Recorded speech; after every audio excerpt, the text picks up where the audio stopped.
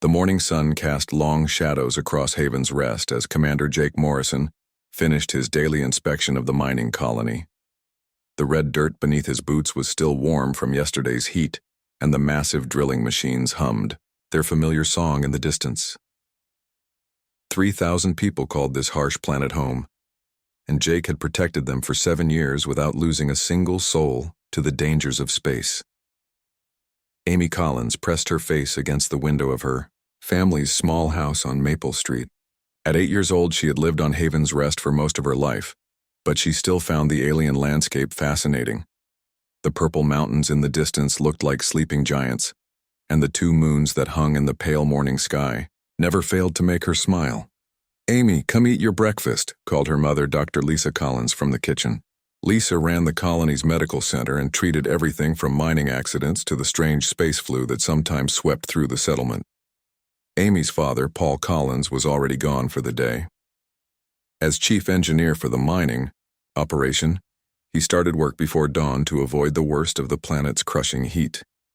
Amy grabbed her stuffed bear, Mr. Buttons, and skipped to the kitchen where her mother was packing medical supplies into her bag. "Mrs. Brooks will be here soon to watch you today," Lisa said, kissing the top of Amy's head. "I have to help some miners who got hurt yesterday." Amy nodded and ate her cereal while watching the news feed on their small screen. The reporter was talking about trade routes and shipping schedules, boring adult stuff that made her tune out. She much preferred the stories her parents told her about Earth, with its blue oceans and green forests and animals that didn't have scales or extra eyes. At the edge of the solar system, something moved between the stars. It was massive, dark, and had been traveling through space for longer than human civilization had existed. The thing had no name for itself, but every species in the galaxy knew what to call it. The Warbeast, the Destroyer, the End of Worlds. Commander Morrison was reviewing supply reports in his office when Lieutenant Ben Carter burst through the door. Carter was young, maybe 25, and had never seen real combat.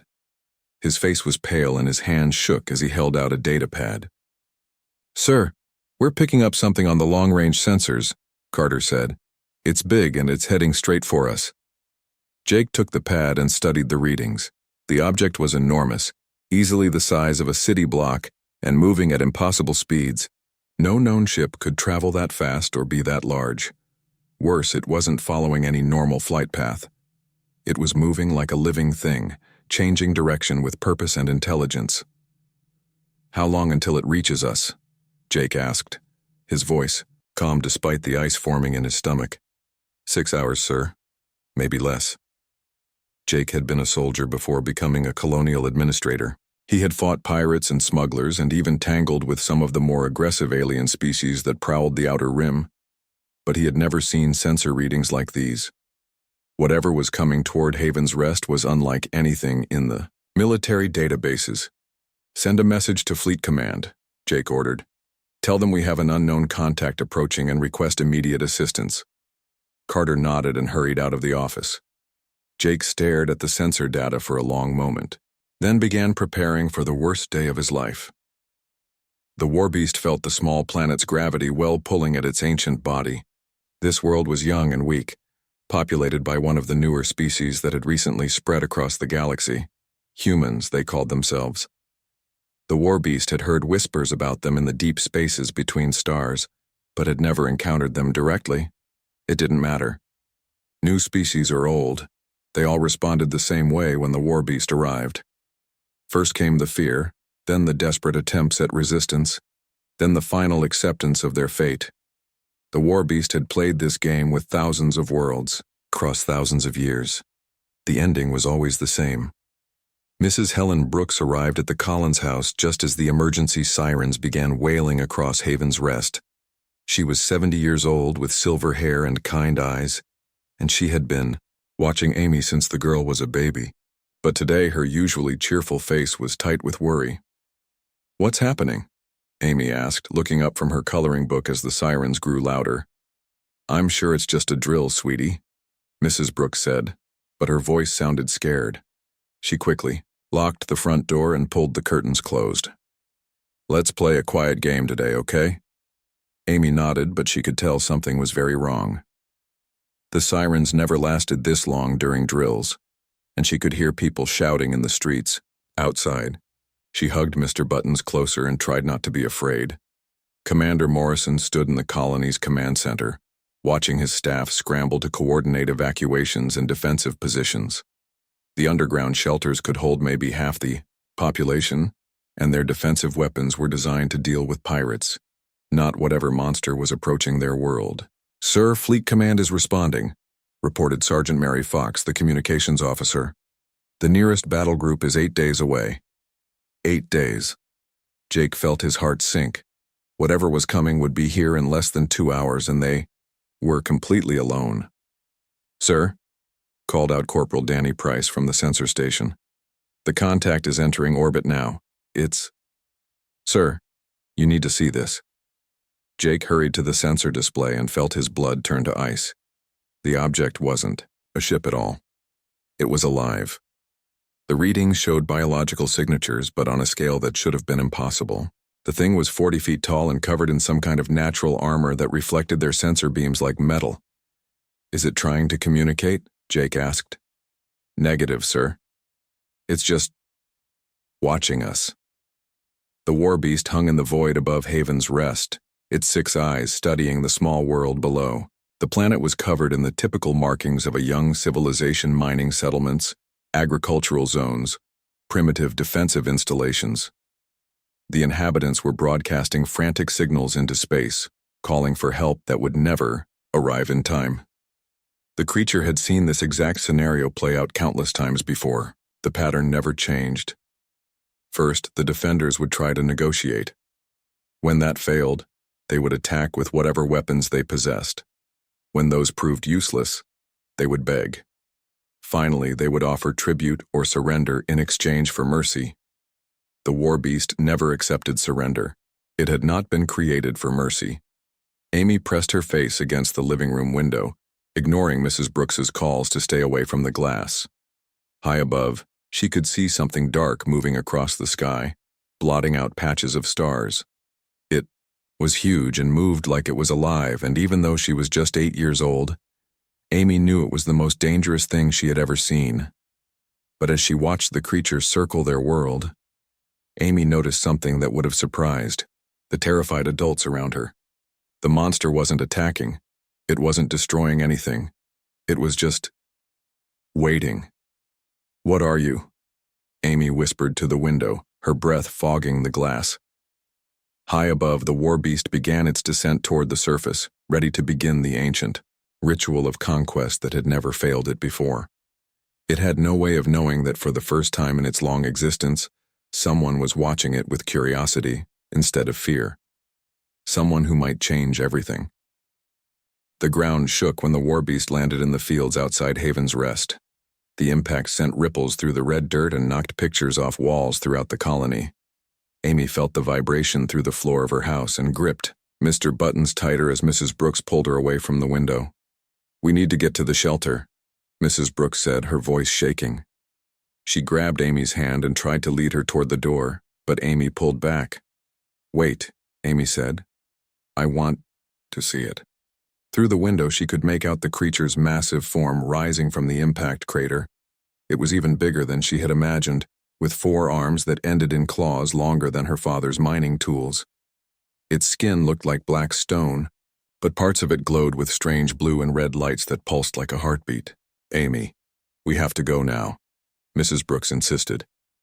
But before they could leave, the creature let out a roar that shattered every window in the neighborhood.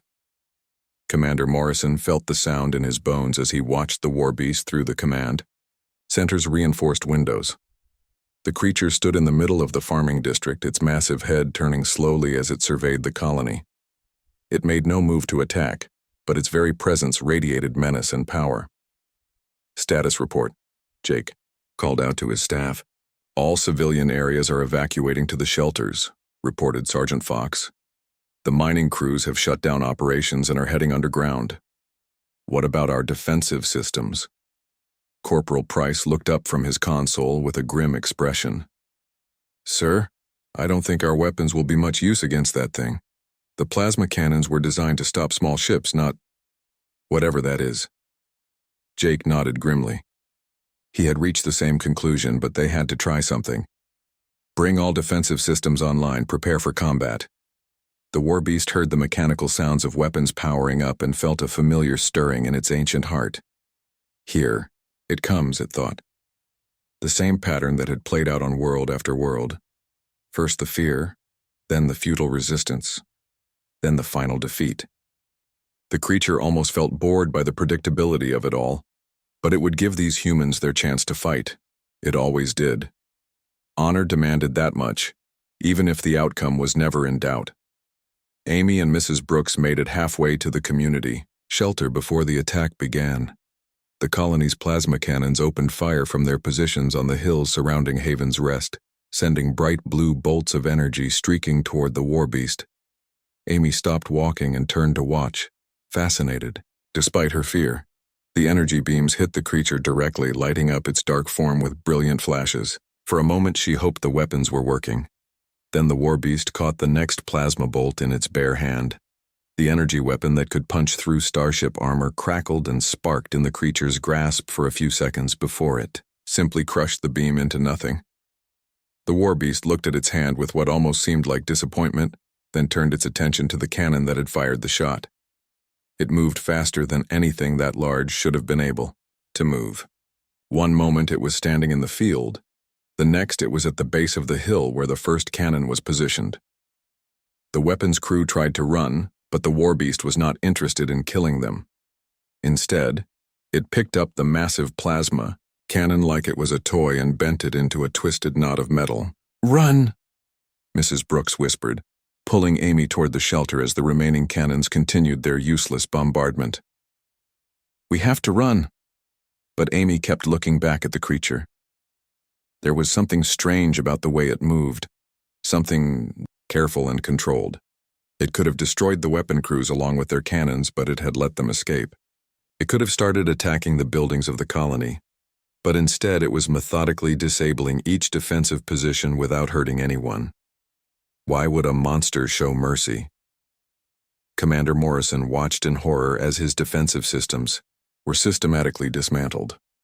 The Warbeast moved from position to position with terrifying efficiency, destroying every weapon they had without harming a single soldier.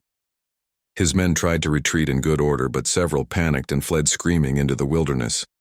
"Sir, all weapons are offline," reported Corporal Price, his voice barely steady. "The creature is heading toward the town center." Jake looked around the command center at his staff. They were all good people, men and women who had signed up to protect the colony.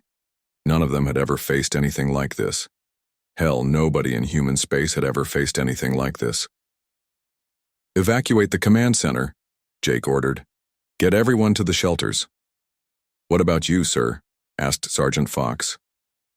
"I'll be right behind you," Jake lied. Someone had to try to communicate with the creature, and as commanding officer, that responsibility fell to him. The Warbeast stood in the center of Haven's Rest, surrounded by empty streets and abandoned buildings. It had expected the defenders to keep fighting longer, but the humans had withdrawn after their weapons proved useless. Smart, the creature thought. Most species took longer to realize the hopelessness of their situation. Now came the next phase of the ancient ritual.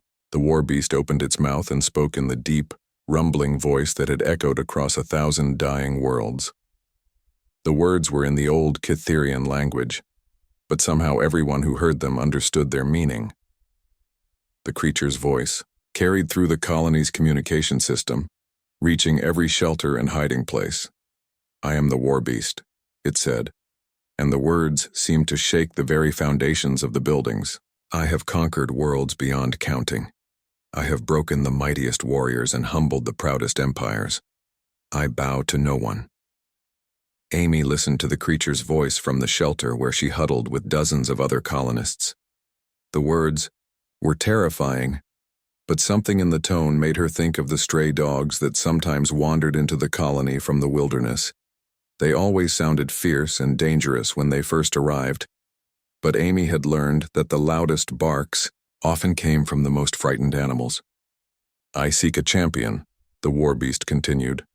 "Send me your strongest warrior. Let them face me in single combat." And when they fall, I will grant your world a quick death." The shelter fell silent, except for the sound of crying children and whispered prayers. Amy could see the fear in every adult face around her. This was it, she realized. This was how their story would end. But something bothered her about the creature's words. If it was so powerful and had conquered so many worlds, why did it need to fight their strongest warrior? Why not just destroy everything right away? Commander. Morrison emerged from the command center and walked slowly toward the town square. He had left his weapons behind. What was the point of carrying guns that couldn't hurt the enemy? Instead, he carried only his communicator and what remained of his courage. The Warbeast was waiting for him, its massive form coiled in the center of the square like a living mountain. Up close, the creature was even more terrifying. Its 6 eyes burned like stars, and the glowing marks on its hide pulsed with unknown energies. "I am Commander Jake Morrison," he called out, his voice surprisingly steady. "I speak for the people of Haven's Rest." The Warbeast looked down at him with something that might have been curiosity. "You are not a warrior." "No," Jake admitted. "I'm just a man trying to protect his people." "Then send me someone who can fight." Jake spread his hands. "This is a mining colony. We're not soldiers or warriors. We're just families trying to make a living among the stars." The Warbeast considered this for a long moment. In all its centuries of conquest, it had never encountered a world that admitted weakness so readily. Usually there was at least some pretense of strength, some champion willing to die for glory. "Then you offer no resistance?" the creature asked. "We can't fight you," Jake said simply. "But I'm asking you not to hurt my people. They've done nothing to deserve this." The Warbeast tilted its massive head, studying the small human who stood before it without weapons or fear. This was unexpected. The ritual of conquest had rules, patterns that had never changed. But this human was not following the script.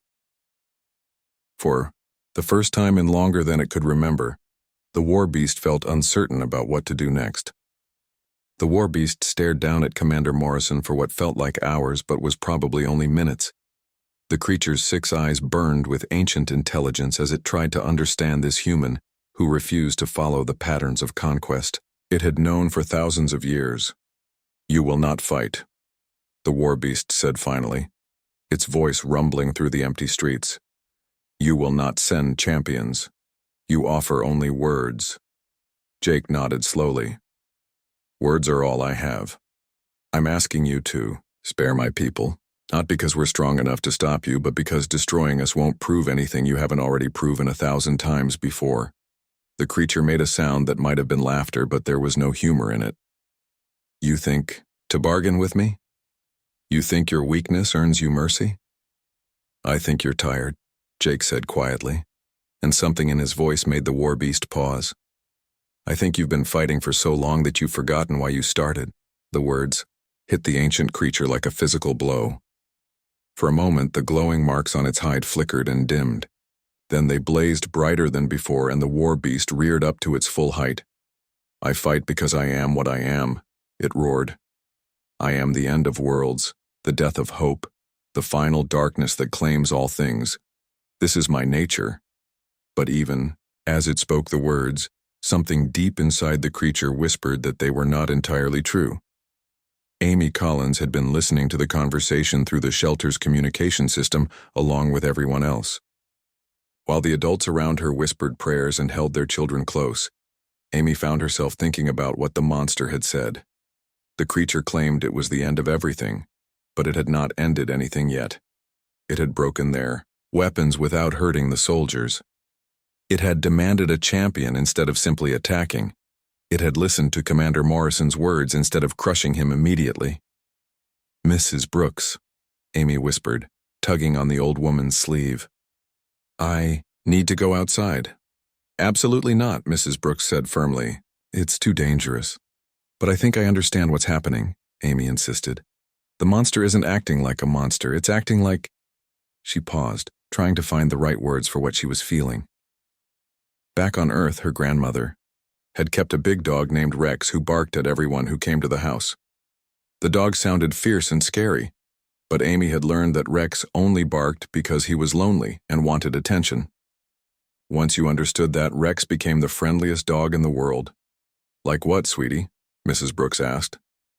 Like it's sad, Amy said simply. Before Mrs. Brooks could stop her, Amy slipped away from the group and headed for the shelter's exit. She was small and quick, and the adults were too focused on the drama in the town square to notice one little girl moving through the crowd. Commander Morrison was still facing the Warbeast when the creature suddenly turned its massive head toward the shelter entrance. Its 6 eyes focused on something behind Jake, and for the first time since the confrontation began, the creature seemed genuinely surprised. Jake turned to see what had caught the monster's attention and felt his heart stop. A small figure was walking across the empty square, moving steadily toward them. It was Amy Collins, clutching her stuffed bear and showing no fear at all as she approached the most dangerous creature in the galaxy. Amy, no! Jake shouted, starting toward her, but the Warbeast moved one of its massive arms to block his path. Let the child come, the creature rumbled, its voice somehow different now, quieter, more curious than threatening. Amy stopped about 10 feet from the Warbeast and looked up at its towering form. This close, she could see details that had been hidden from a distance. The creature's hide was not smooth like stone, but covered in intricate patterns that seemed to tell stories. The glowing marks pulsed in rhythm with what might have been a heartbeat, and those 6 burning eyes held depths of memory and experience that stretched back through ages she could not imagine. Hello, Amy said politely, the way her mother had taught her to greet strangers. The Warbeast blinked all 6 eyes in sequence, a gesture that somehow conveyed complete bewilderment. In all its centuries of conquest, no one had ever simply said, "Hello." "You are not afraid," the creature observed. "I am afraid," Amy admitted. "But you look sad, and sad things need friends more than they need to be scary." Jake watched the exchange with growing amazement. The Warbeast, which had just minutes before been threatening to destroy their entire world, was now having a conversation with an 8-year-old girl. And somehow, the creature seemed less terrible when it was talking to Amy. The aggressive posture had relaxed, and the angry red glow in its markings had faded to a gentler blue. "I am not sad," the Warbeast said, but its voice lacked conviction. "I am the destroyer of worlds." "You can be both," Amy said matter-of-factly. "My friend Katie back on Earth was the fastest runner in our class, but she was also really lonely, because being the fastest meant she always had to run by herself." The creature considered this with the serious attention it might once have given to battle strategies. "And what happened to your friend Katie?" "She learned to run slower sometimes, so other people could run with her. Then she wasn't lonely anymore, even though she wasn't the fastest anymore either." The Warbeast was quiet for a long moment. Around the square, Jake could see other colonists beginning to emerge from their hiding places, drawn by the incredible sight of a child having a normal conversation with a living legend of terror. "I cannot run slower," the Warbeast said finally. "This is what I am. This is all I have ever been." Amy walked closer, close enough to reach out and touch one of the creature's massive feet. The Warbeast could have killed her with the slightest movement, but it remained perfectly still as her small hand made contact with its ancient hide. "You're warm," Amy said with surprise. "I thought monsters were supposed to be cold." "I am not a monster," the Warbeast said, and for the first time in its long existence, it truly meant those words. "I know," Amy said simply. "Monsters don't feel sad. They don't wait for people to send champions. They don't listen when people ask them to stop." She looked up into those burning eyes with perfect trust. "What's your real name?"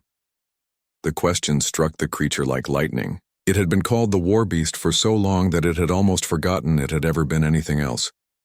But somewhere in the deepest part of its memory, older than the scars of 1,000 battles, was the echo of another name. A name given to it by its creators, back when it had a different purpose. The creature began, then stopped. The name was there, just beyond reach, like a word on the tip of its tongue that would not come. Amy seemed to understand its struggle. "That's okay," she said gently. "Names aren't as important as what's inside, and inside you're not scary at all, you're just lonely."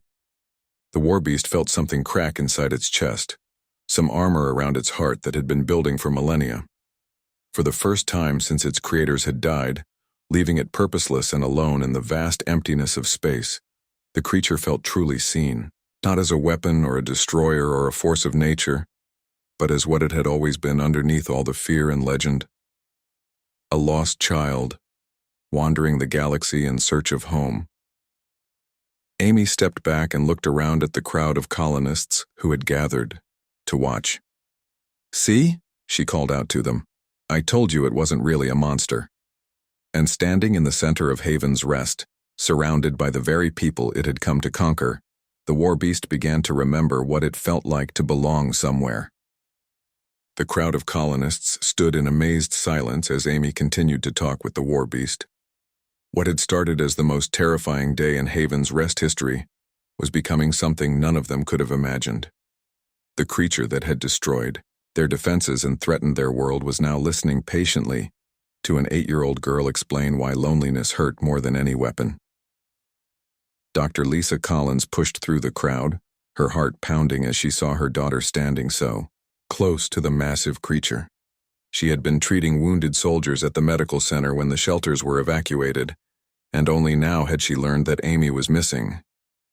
"Amy," Lisa called out, trying to keep her voice calm. "Sweetie, please come back to me." Amy turned and waved at her mother. "It's okay, Mom. He's not going to hurt anyone. He's just been alone for a really long time." The Warbeast looked at Dr. Collins with what might have been curiosity. "You are the child's parent." Lisa nodded, moving slowly closer despite every instinct screaming at her to run. "Yes, please don't hurt her. She's all I have." "I would not harm her," the creature said, and something in its voice made Lisa believe the words. "She has shown me kindness I had forgotten existed."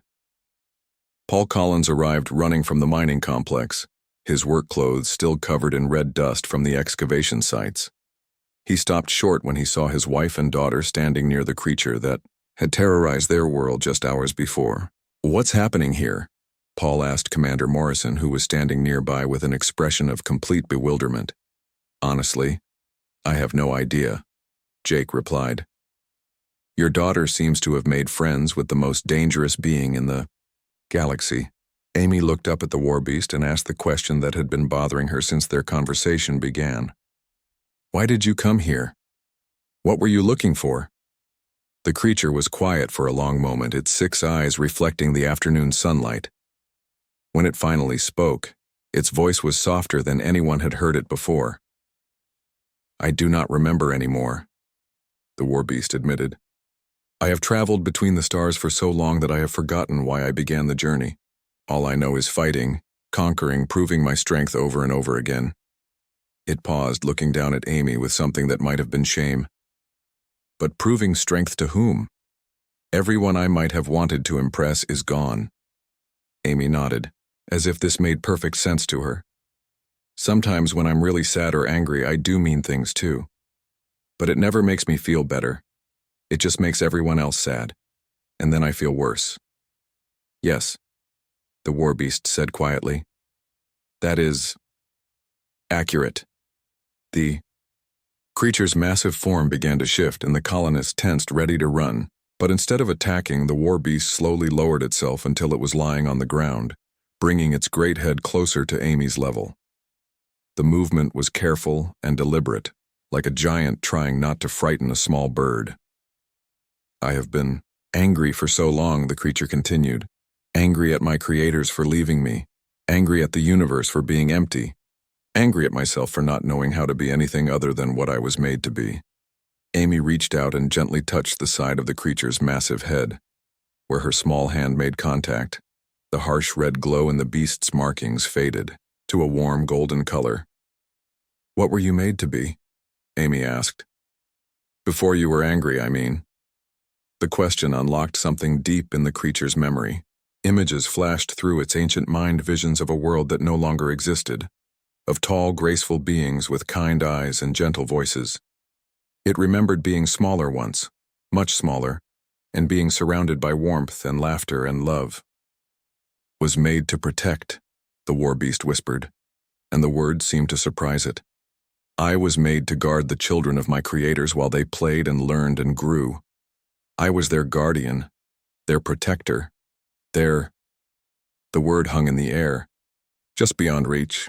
Amy waited patiently, her hand still resting against the creature's head while the Warbeast struggled to remember what it had been before centuries of loneliness had twisted its purpose into something dark. Dr. Collins found herself crying as she watched her daughter comfort the ancient being. She had spent her career healing broken bodies, but Amy was doing something far more difficult. She was healing a broken soul. "The children of my people called me by a name," the Warbeast continued, its voice growing stronger as the memories became clearer. "They could not pronounce my full designation, so they shortened it. They called me—" The creature paused, and when it spoke again, its voice was filled with wonder at the rediscovered memory. "They called me Keeper." "Keeper," Amy repeated, and the name seemed to fit perfectly. "That's a good name. It sounds safe and warm." "I had forgotten," Keeper said, amazement clear in its voice. "I had forgotten that I once knew love instead of conquest, that I once brought comfort instead of fear." Amy smiled and patted the creature's massive head like she might comfort an injured animal. "It's okay. Sometimes we all forget who we really are when we're hurting, but that doesn't mean we can't remember again." The transformation in the creature was visible to everyone watching. The aggressive spikes along its hide were retracting, and the angry red glow that had pulsed through its markings was being replaced by softer blues and golds. It looked less like a weapon of war and more like what it had originally been, a guardian designed to protect and nurture. "But my creators are gone," Keeper said sadly. "The children I was meant to protect have been dust for thousands of years. What purpose do I have now?" Amy looked around at the crowd of colonists, then back at the creature she now knew as Keeper. There are still children who need protecting. There are still people who need someone to keep them safe. It doesn't have to be the same children, does it? Keeper followed Amy's gaze, looking at the humans who surrounded them. For the first time, it truly saw them not as enemies to be conquered or obstacles to be overcome, but as families and communities and children who deserve to feel safe in their homes among the stars.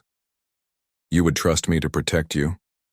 Keeper asked, directing the question to Commander Morrison. "After what I am? After what I have done?" Jake looked at Amy, who nodded encouragingly, then back at the creature. "Everyone deserves a second chance to be who they're meant to be." Amy stepped closer to Keeper and looked up into those ancient eyes. "I know you're scared that you might hurt someone by accident, because you're so big and strong. But being big and strong means you can protect people instead of scaring them. You just have to choose to be gentle." The little girl reached into her pocket and pulled out a small flower she had picked that morning before any of this began. It was just a simple wild flower that grew in the fields around Haven's Rest, but she held it out to Keeper like it was the most precious gift in the universe. "This is for you," Amy said. "To remember that beautiful things can grow even in scary places, and that someone cares about you." Keeper extended one massive claw and delicately accepted the tiny flower. The contrast between the enormous, powerful hand and the fragile bloom was almost heartbreaking in its gentleness. And in that moment, as Amy smiled up at the creature she had befriended, and Keeper cradled the flower like it was made of the finest crystal, something fundamental shifted in the universe. The Warbeast that had terrorized worlds for millennia was gone, replaced by something new, something better. Amy looked into Keeper's eyes and spoke one word in a language she had never learned, a word that came from somewhere deeper than knowledge or memory, a word that the ancient creature had been waiting countless centuries to hear. "Brother." The word hung in the air like a bell that had been struck, its echo seeming to reach every corner of Haven's Rest and beyond. Amy had spoken in the ancient Catherian language, though she had never heard it before in her life. The word came from somewhere deeper than learning, from a place in her heart that recognized the truth about the creature standing before her. "Brother." Keeper's massive form went completely still. The glowing patterns across its hide pulsed once, twice, then began to change from the harsh reds and blues of war to soft golds and greens that spoke of peace and protection. The creature's 6 eyes, which had burned with the fire of conquest for so long, now shimmered with something that looked remarkably like tears. "Brother," Keeper repeated, and the word sounded different when it spoke.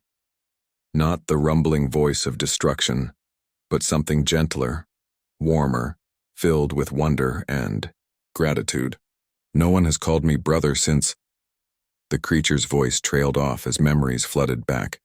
It remembered the Cytherian children who had played around its feet, who had climbed on its back and fallen asleep against its warm hide. They had called it brother, friend, family. They had never feared it because it had been made to love them and protect them. Amy smiled and stepped even closer, reaching up to touch one of Keeper's massive hands. "That's what you are. You're not a monster or a destroyer, you're just a big brother who got lost for a really long time." Commander Morrison watched in amazement as the transformation continued. The creature that had terrified his people just hours before was now weeping tears of liquid light that fell to the ground like gentle rain. Where the tears touched the red dirt of Haven's Rest, small flowers began to bloom, their petals the same soft gold as Keeper's peaceful glow. Dr. Collins approached slowly, her medical training making her curious about the changes happening to the creature. "Are you hurt?" she asked Keeper gently. "The tears, I mean. Are you in pain?" Keeper looked down at her with something that might have been a smile, though its alien features made such expressions difficult to read. "No pain," it said softly. "For the first time in thousands of years, there is no pain at all." Paul Collins put his arm around his wife's shoulders as they watched their daughter work a miracle that would change the galaxy. "How did she know?" he whispered. "How did Amy know what to say?" "Children see things differently than adults," replied Mrs. Brooks, who had finally caught up with Amy after following her from the shelter. "They see what's really there instead of what they expect to see." Amy looked around at all the adults, watching her and Keeper, then back up at her new friend. "You don't have to be alone anymore," she said simply. "You can stay here with us. We have lots of room, and everyone needs someone to keep them safe." "But I am so large," Keeper said uncertainly. "So different. How can I live among your people without frightening them?" Amy considered this seriously, then brightened with an idea. "The same way my dad's friend Mr. Johnson lives with his really big dog. You just have to be gentle and remember that being big means you have to be extra careful not to break things." The comparison between the ancient cosmic entity and a household pet should have been ridiculous, but somehow it made perfect sense to everyone listening. Keeper needed to learn how to be part of a community again, just like any creature that had been alone for too long. Over the following days, the miracle of Haven's Rest began to unfold. Keeper proved to be as skilled at creation as it had once been at destruction. Using abilities it had forgotten it possessed, the creature began to repair all the damage it had caused during its arrival. The broken weapons were restored to perfect condition. The crater from its landing was filled and smoothed, and every shattered window in the colony was replaced with crystal that was stronger and clearer than the original glass. But Keeper's gifts went far beyond simple repairs. The creature's presence seemed to awaken something in the planet itself. The harsh red desert began to bloom with the same golden flowers that had sprouted from its tears. The air grew cleaner and more comfortable to breathe. The dangerous storms that had plagued the mining operations simply stopped happening. Amy spent every day with Keeper, teaching the ancient being about human customs and helping it remember how to be gentle. She showed it how to move carefully around the colony buildings, how to speak softly so its voice wouldn't break windows, and how to play games that wouldn't accidentally hurt anyone. In return, Keeper shared stories of the galaxy that amazed everyone who heard them. It told of worlds made entirely of crystal that sang in harmony with the solar winds. It described creatures of pure energy that danced between the stars, and ancient civilizations that had learned to live in perfect peace with their environments. But more than stories, Keeper shared knowledge. The creature's memories contained the locations of lost Cytherian treasure vaults, filled with technologies that could revolutionize human space travel. It knew the secrets of faster-than-light communication, of healing machines that could cure any disease, of energy sources that would never run out. Commander Morrison found himself dealing with a constant stream of visitors as word of the miracle spread throughout human space.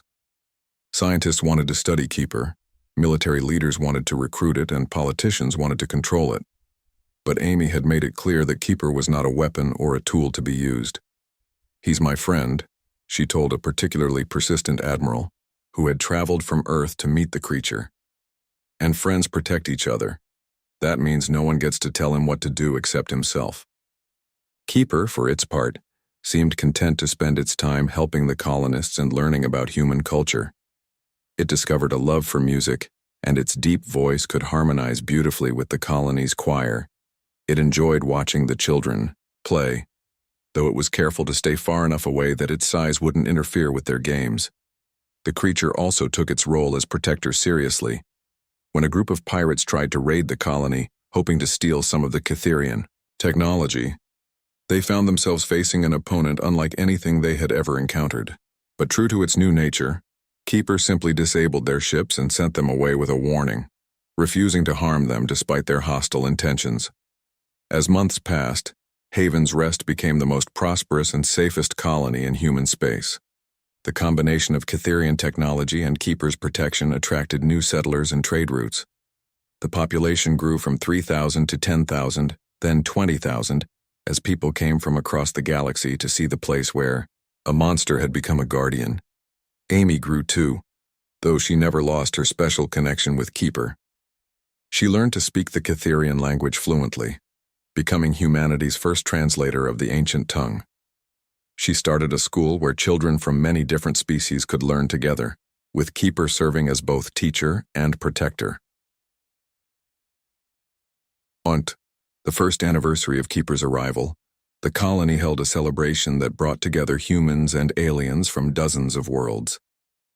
As Amy stood on stage to give a speech about friendship and understanding, she looked out at the crowd and saw Keeper watching from the edge of the gathering, careful not to block anyone's view. "A year ago, we thought we were about to lose everything," Amy said, her voice carrying clearly across the crowd. "But instead, we gained something wonderful. We learned that the scariest things in the universe aren't always our enemies. Sometimes they're just friends we haven't met yet." She looked directly at Keeper as she spoke her final words. "And sometimes, if we're brave enough to say hello, we might discover that we're all part of the same family." Keeper's glow brightened with happiness, and across the galaxy, other ancient guardians and lost weapons heard the story and began to hope that somewhere among the stars, there might be someone waiting to call them brother too.